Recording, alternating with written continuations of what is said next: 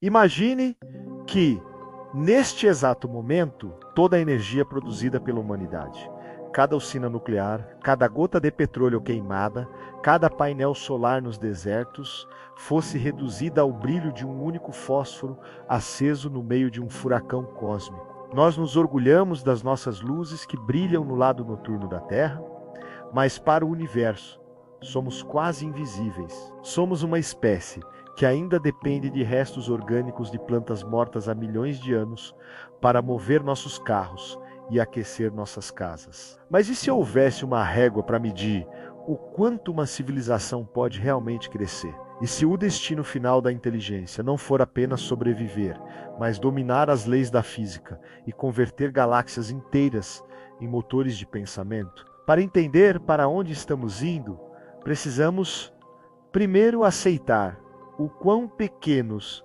ainda somos. Se você sente que o futuro é uma fronteira que precisamos desbravar juntos, já deixe sua inscrição aqui. Afinal, a jornada que vamos começar agora não termina no nosso céu azul. Ela termina onde a própria luz não consegue mais escapar. Em 1964, em plena Guerra Fria, enquanto o mundo temia a aniquilação nuclear, um astrofísico soviético chamado Nikolai Kardashev olhou para as estrelas e não viu apenas pontos de luz, mas potenciais fontes de alimentação. Ele percebeu que o progresso de uma cultura não deve ser medido por sua política, sua arte ou sua filosofia, mas por algo muito mais frio e absoluto: seu consumo de energia. Kardashev propôs uma escala que hoje assombra e fascina cientistas e futuristas. Ela não mede o que somos, mas o que podemos nos tornar.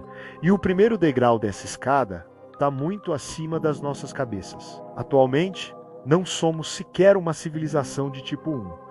Pense no poder necessário para redirecionar um furacão ou para transformar o calor do núcleo da Terra em eletricidade infinita. Para alcançar o tipo 1, precisaríamos aumentar nossa produção de energia em milhares de vezes. Estamos falando de cerca de 10 elevado a 16 watts. Se hoje brigamos por fronteiras e recursos escassos, no tipo 1, o planeta se torna um organismo único, uma máquina biológica e tecnológica perfeitamente sintonizada. Mas aqui reside o primeiro grande paradoxo. Para atingirmos esse nível, precisamos parar de usar fontes que destroem o próprio planeta que tentamos dominar. É o teste de sobrevivência cósmico. Se falharmos aqui, seremos apenas mais um registro fóssil em uma rocha silenciosa. Mas, digamos que sobrevivamos. Digamos que a humanidade aprenda a viver em harmonia com a Terra e esvazie cada gota de potencial energético do nosso mundo. O que acontece quando o planeta se torna pequeno demais para as nossas ambições? A resposta nos leva ao tipo 2.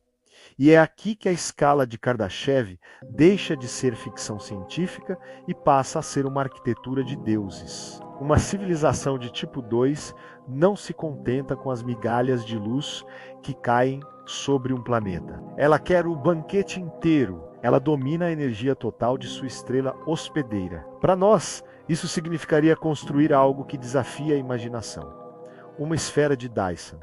Imagine uma mega estrutura de satélites ou uma casca sólida que envolve o Sol, capturando todos os 384 septilhões de watts que ele emite por segundo. Nesse estágio, a escassez desaparece. A civilização tem energia suficiente para alimentar computadores do tamanho de continentes, para mover planetas inteiros de suas órbitas, ou para sustentar trilhões de seres humanos em habitats espaciais. O tipo 2 é virtualmente imortal. Se um asteroide ameaçar o sistema, eles o vaporizam com o pensamento. Se o Sol estiver morrendo, eles o alimentam ou movem a civilização para outro sistema.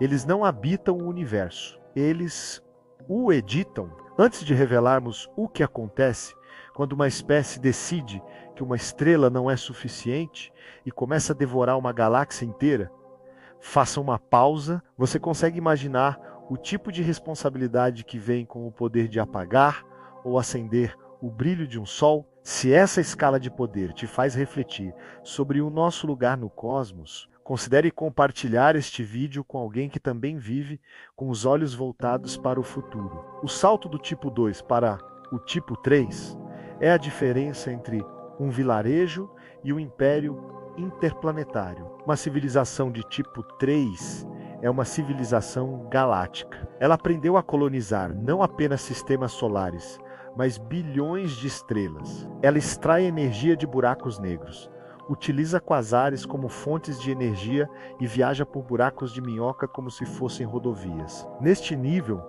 a biologia como a conhecemos provavelmente já foi deixada para trás. Seres de tipo 3 seriam, para nós, indistinguíveis de deuses. Eles poderiam ser consciências digitais vivendo em nuvens de gás computacional, ou entidades de energia pura que veem o nascimento e a morte de estrelas como eventos cotidianos. A galáxia inteira se torna um supercomputador. Cada fóton, cada átomo é um bit de informação a serviço da vontade deles. Mas é aqui que a escala de Kardashev nos apresenta um mistério perturbador. Se uma civilização de tipo 3 é tão poderosa e suas emissões de calor deveriam ser detectáveis no espectro infravermelho por todo o universo, por que ainda não vimos nenhuma? Onde estão as esferas de Dyson? Nas galáxias vizinhas? Este é o grande silêncio, ou o paradoxo de Fermi. Talvez o caminho para o tipo 3 seja tão perigoso que ninguém jamais o cruzou. Ou talvez, quando se chega a esse nível, o desejo de se comunicar com seres primitivos como nós desapareça completamente. No entanto, Kardashev não parou por aí, e futuristas modernos expandiram sua visão para níveis que beiram o místico. Existe o tipo 4, uma civilização que domina a energia de todo o universo visível. Eles poderiam manipular a expansão do espaço-tempo e talvez até impedir o fim do próprio universo. E há o tipo 5, seres capazes de acessar o multiverso, saltando entre realidades diferentes como quem troca de roupa, operando em leis da física que nem sequer conseguimos colocar em equações. Neste ponto, a pergunta deixa de ser sobre energia e passa a ser sobre propósito.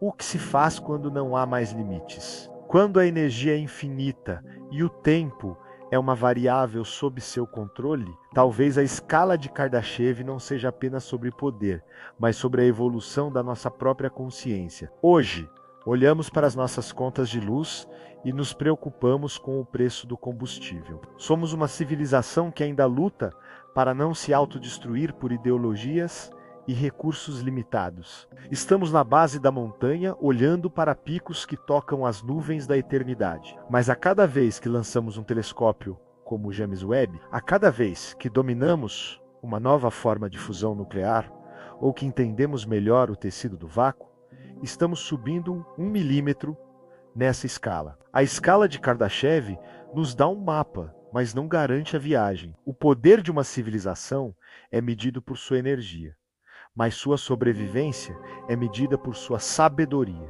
Podemos nos tornar os arquitetos do universo ou apenas um sussurro perdido no vácuo. A escolha, embora pareça cósmica, começa aqui embaixo, na forma como tratamos nosso único e pequeno pálido ponto azul. Chegamos ao fim desta jornada, mas a sua participação é o que define o próximo passo. Se pudéssemos alcançar o tipo 1 amanhã, qual seria a primeira grande mudança que você gostaria de ver na Terra? O controle total do clima ou o fim definitivo da escassez de recursos? Deixe seu comentário abaixo. Vamos debater o futuro, antes que ele chegue sem nos avisar.